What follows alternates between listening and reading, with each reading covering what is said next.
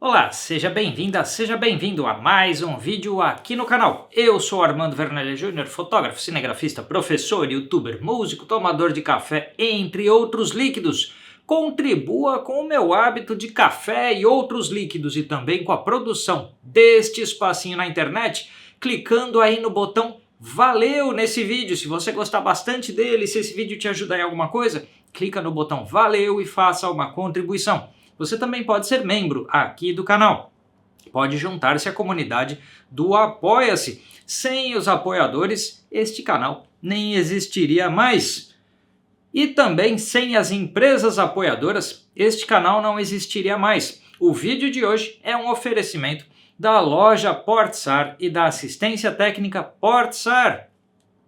Porque graças a eles e também a uma pessoa muito generosa que é o Fabrício, porque ele emprestou a Fujifilm X-T4, da qual falaremos hoje, e a Portsar emprestou as lentes que eu usei para os testes da X-T4, e a loja Portsar tem Fujifilm X-T4 e tem também XS10, porque no fim das contas nós falaremos das duas ao longo deste vídeo. Então, se você quer comprar X-T4, XS10, nova ou usada, outros modelos de Fujifilm, outros modelos de quaisquer outras marcas, porque tem Nikon, tem Canon, tem Sony, tem Fujifilm, lentes, câmeras, flashes, acessórios, cartões de memória e tudo mais lá na loja Portsar. E se você precisar de serviços de assistência técnica, fala com o pessoal da assistência técnica Portsar. Sou cliente tanto da loja quanto da assistência técnica e recomendo o trabalho deles. Outra forma que você tem de apoiar este canal e aí ganhar mais conhecimento para evoluir a sua fotografia é comprar um dos meus cursos, o Introdução ao Flash Dedicado. Eu estou com um flash aqui, te ensina tudo o que você precisa saber para não ter mais medo do flash, para que ele não seja um estranho para você, como funciona o modo TTL, modo manual, rebatimento de flash, modificadores de luz, fotometria com flash, tudo isso usando o fotômetro da câmera, só o sistema de câmera, então sem precisar de fotômetro de mão, sem precisar complicar as coisas. O curso Introdução ao Flash Dedicado pode te ajudar a entender melhor o flash e tirar melhor proveito dele. Tem também o curso de fotografia urbana noturna, curso de composição, curso de fotografia em preto e branco com as minhas técnicas no Photoshop e no Lightroom para fazer preto e branco, e o curso de fotometria. Dá uma chegada lá no meu site que tem toda a explicação. Mas vamos falar de Fujifilm X-T4 e Fujifilm XS10 no sentido da qualidade de imagem fotográfica. Eu resolvi separar, ao invés de fazer um longo review de 40 minutos, eu resolvi separar em vídeos um pouco menos longos, mas mais detalhados em cada tópico. Assim eu posso destrinchar a questão da qualidade de imagem em um vídeo, num outro a gente fala de qualidade de vídeo, e num outro a gente fala de ergonomia, usabilidade, assim por diante. Lembrando que aqui no canal a gente tem o review da Fujifilm X-T3, que também foi cortesia de um apoiador aqui do canal, o Robert, que havia emprestado a X-T3. E em termos de usabilidade, ergonomia e tudo mais, a X-T4 é muito similar à X-T3. Então dá uma chegada lá no review da X-T3. Mas vamos falar de qualidade de imagem, e tudo que eu falar aqui vale entre X-T4 e XS10, porque elas usam o mesmo processador, mesma versão de X-Trans no CMOS e mesma versão de X-Processor no processador de imagens. Então são câmeras com mesmíssimas capacidades de produção de imagem quando a gente fala de fotografia em arquivo RAW. Porque quando a gente fala de vídeo, as rotinas de processamento são programadas de formas diferentes entre essas câmeras, tanto é que tem um outro recurso que tem na X-T4 que não tem na XS10. Mas fotografia RAW, elas produzem arquivos idênticos, ambas com IBIS no sensor, enfim. Elas são, nesse sentido, um hardware idêntico. E a X-T3 também, porque a X-T3 usa a mesma versão de X-Trans, mesma versão do X-Processor, só que sem o IBIS, e provavelmente com algumas rotinas de processamento que pode até alterar a leitura do RAW um pouquinho, pode ter alguma diferença. Mas do que eu me lembro dos arquivos da X-T3 quando eu testei, do que eu vi nos arquivos da X-T4 e do que eu já usei de XS10, eu posso afirmar com muita certeza que em termos de arquivo RAW, essas 3 câmeras fazem basicamente o mesmo trabalho. E acho que a gente pode falar o mesmo da X Pro 3, né? Porque eu acho que é também a mesma versão de processador e de CMOS lá do X-Trans. Se não tiver, vai aparecer aqui embaixo que eu falei besteira. Mas se for a mesma, também está aparecendo aqui embaixo que eu falei o certo. Vamos dar uma olhada em algumas fotos aqui. Todas elas não estão com nenhuma redução de ruído aplicada. E tem algumas coisas que eu acho que são interessantes de falar do ponto de vista de qualidade de arquivo. Essas fotos, essa aqui foi feita com aquela Fujifilm 1680. A gente tem o review dessa lente aqui no canal, dá uma chegada lá. Aliás, a gente tem uma playlist inteira sobre Fujifilm, dá uma chegada na playlist de Fujifilm. Esse vídeo pertence a essa playlist e no final do vídeo tem o linkzinho para a playlist, se você quiser assistir tudo. Vamos falar um pouquinho da qualidade de imagem de X-T4 e XS10. Esta imagem aqui, então vamos pegar esta foto. A gente está falando de uma foto em ISO 3200, que é um ISO elevado. A câmera tem mais valores de ISO do que esse para que você utilize, mas 3200 já é um ISO bastante elevado, que são raríssimas as situações fotográficas onde a gente precisa de mais do que 3200.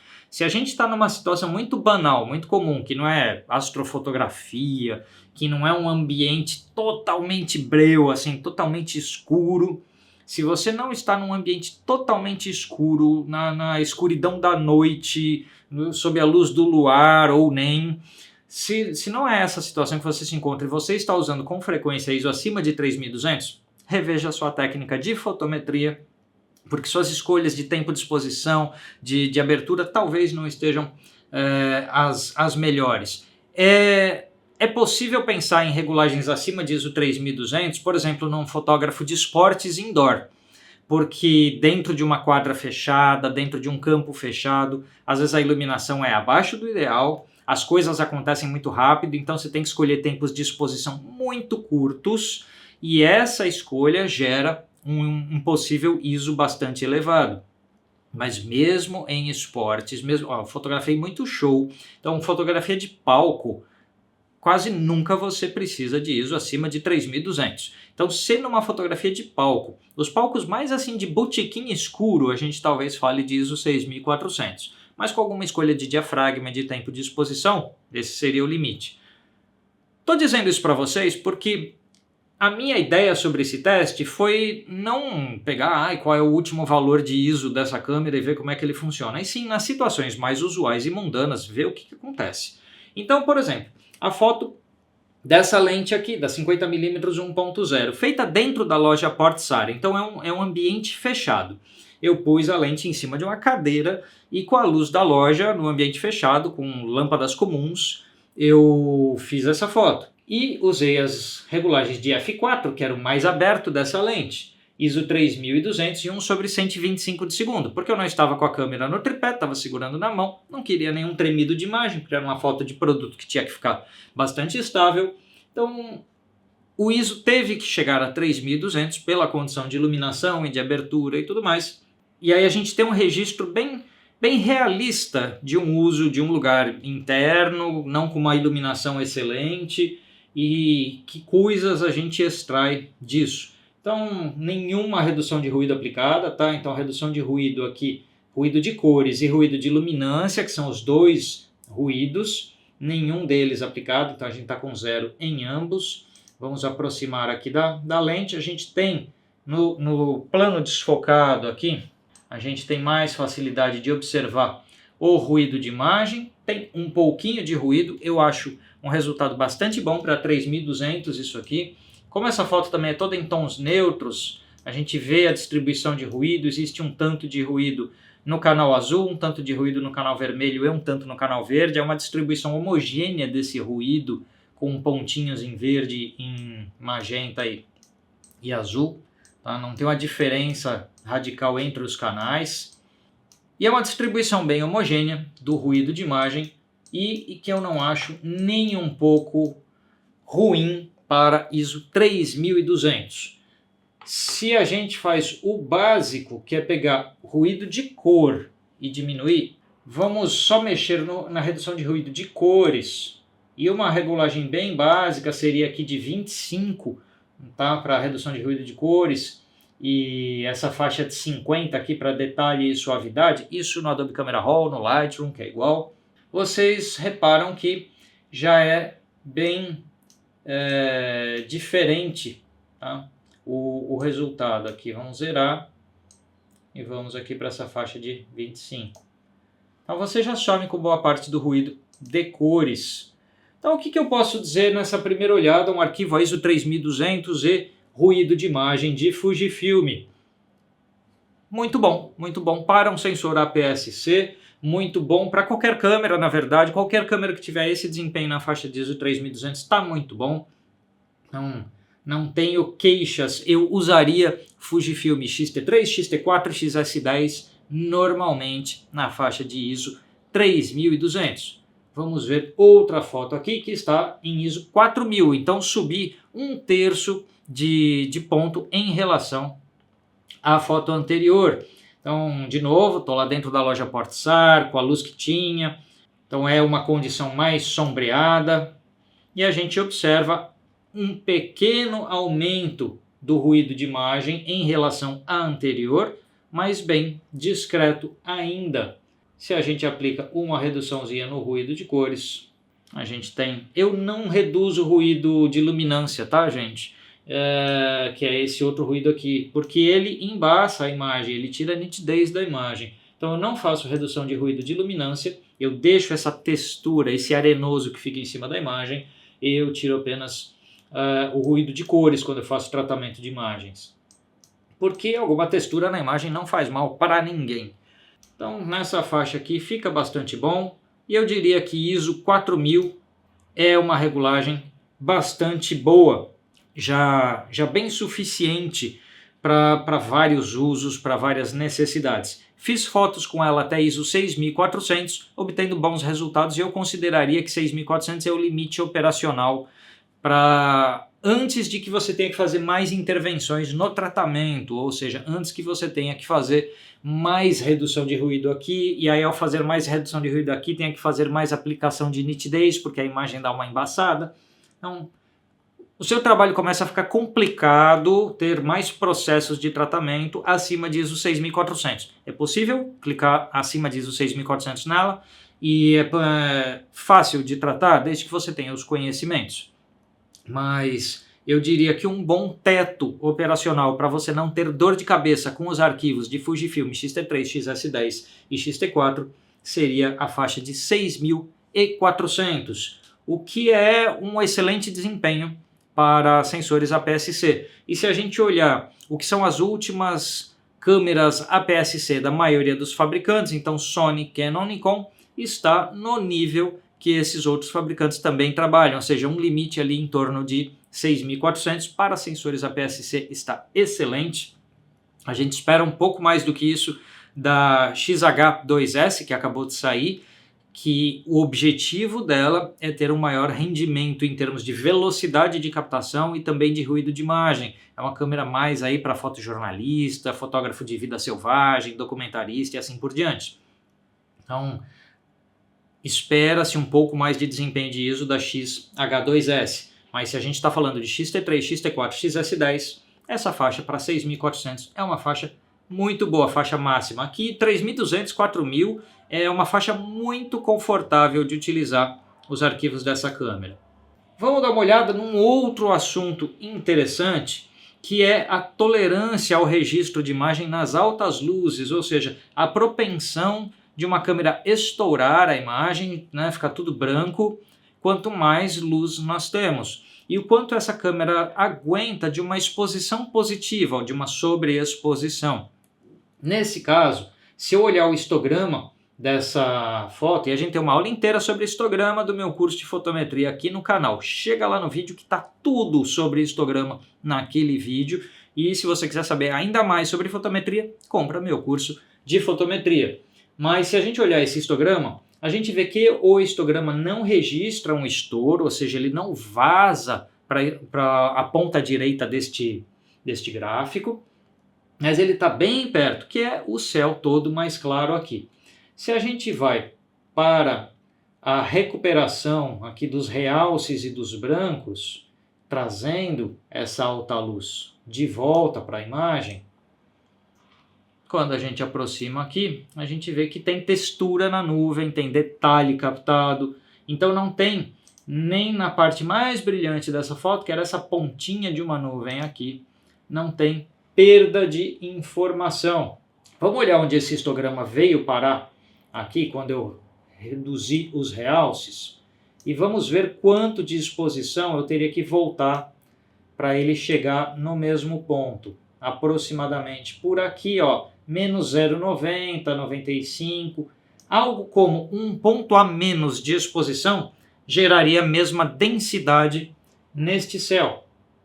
Mas a gente não escurece a imagem inteira, né? Só a parte que nos interessa aí, que é o céu. Então a câmera mostrou uma boa resistência a uma sobreexposição, a uma exposição positiva por histograma, né? Uma exposição, a chamada exposição para a direita, que é buscando a lateral direita do histograma para ter uma imagem mais clara, porque quando fazemos isso temos mais sinal de luz entrando na câmera, mais sinal de luz é menos ruído de imagem e assim por diante.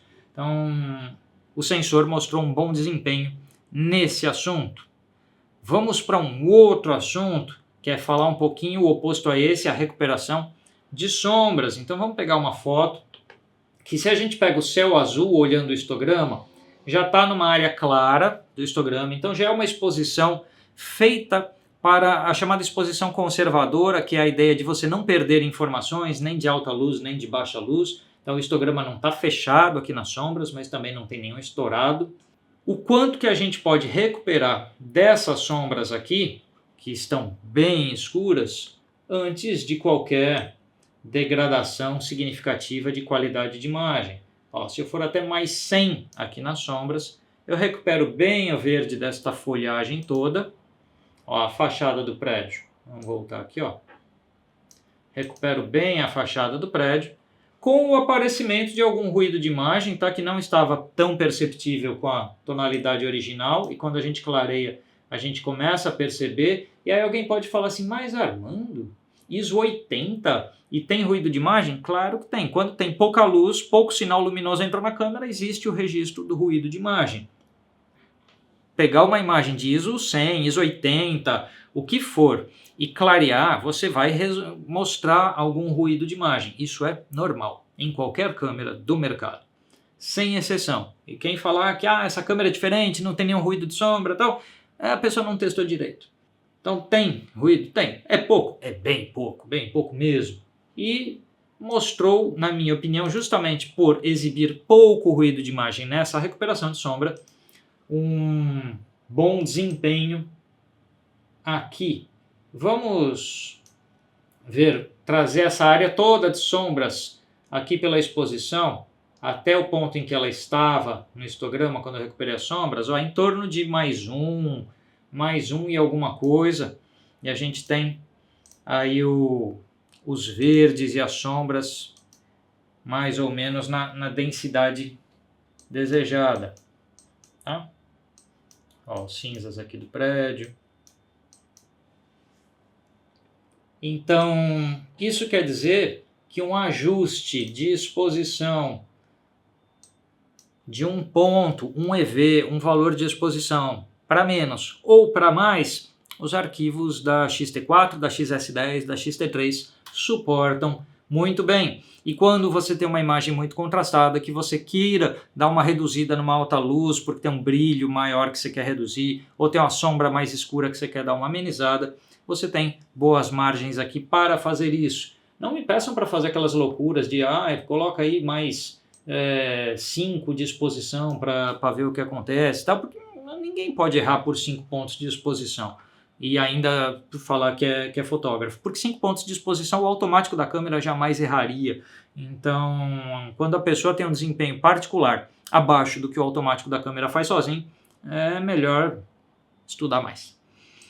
Vamos falar um pouquinho de uma imagem inteira subexposta, ou seja, inteira, mais escura que o ideal, que não tem quase nenhum registro de alta luz, mas uma exposição dentro do que eu acho uma margem de erro plausível para qualquer pessoa, que é uma margem ali de 1 EV.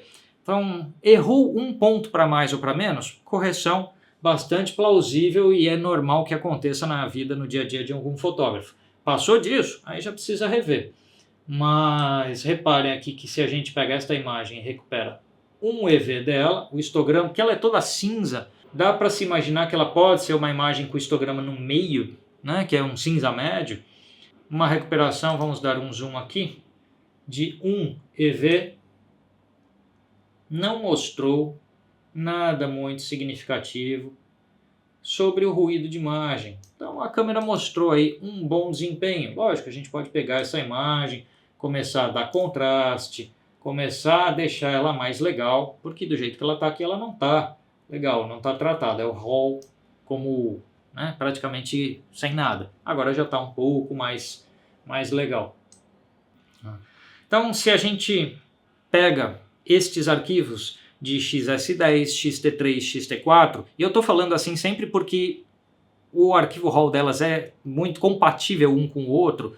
Então, se eu considero a XT4, que é o que eu usei para fazer isso, mas tudo que está sendo dito aqui vale para XT3 e XS10, estes arquivos mostram boa tolerância a uma pequena sobreexposição, boa tolerância a uma pequena subexposição, boa margem de manobra para ajustes de altas e baixas luzes dentro de faixas usuais do nosso dia a dia, boa relação sinal-ruído e, consequentemente, baixo ruído de imagem até os ISOs mais elevados que usaríamos no nosso dia, então faixa de 3.200, 4.000, 5.000, 6.400.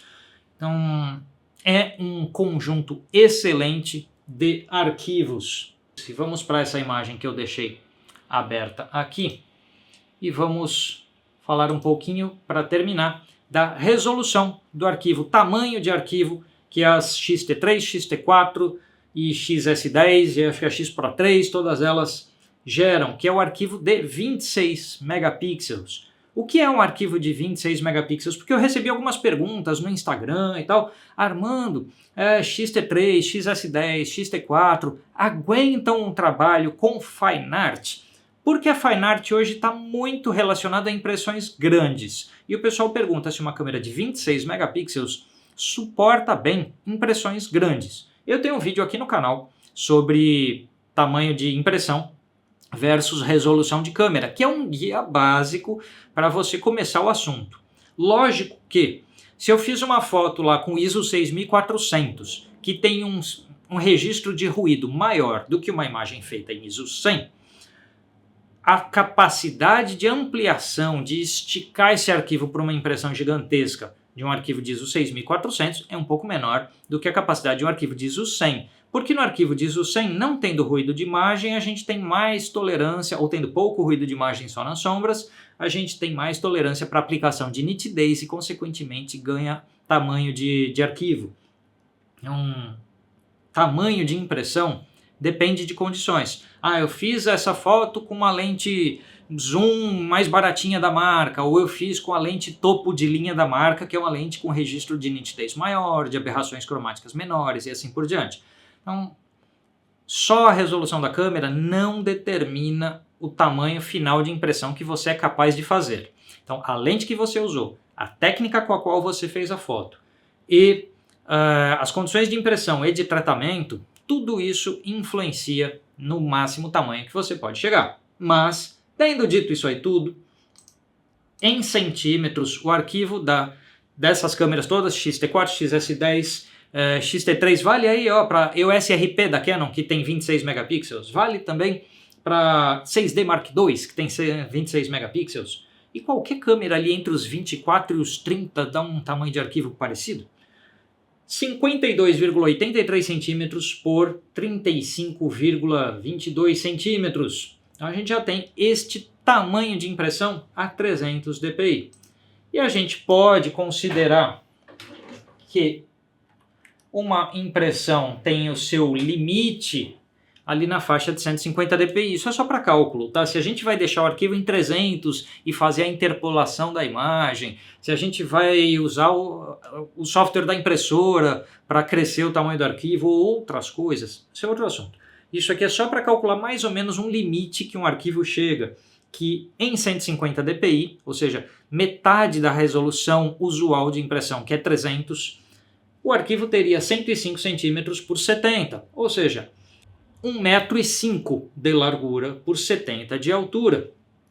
É um tamanho excelente, um dos tamanhos mais vendidos aí para decoração é 90 por 60 centímetros. É um tamanho já excelente. Então, as pessoas precisam ter casas, apartamentos maiores para precisarem de ampliações maiores que essa nos ambientes. Então, apartamentos pequenos, casas, escritórios e tal, usa-se muito esse 90 por 60.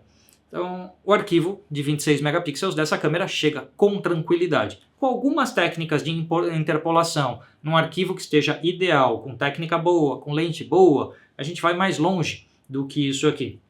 Então, talvez você chegue a 1,20 m, 1,30 m de largura, com boas técnicas. Talvez 1,5 m num arquivo que esteja realmente muito bom.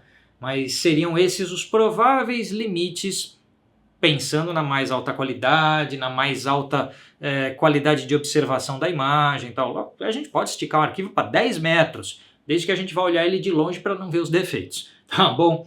Que é a lógica do outdoor, né? Da placa publicitária, da fachada de empresa com decoração fotográfica. É feito para olhar de longe, não de pertinho.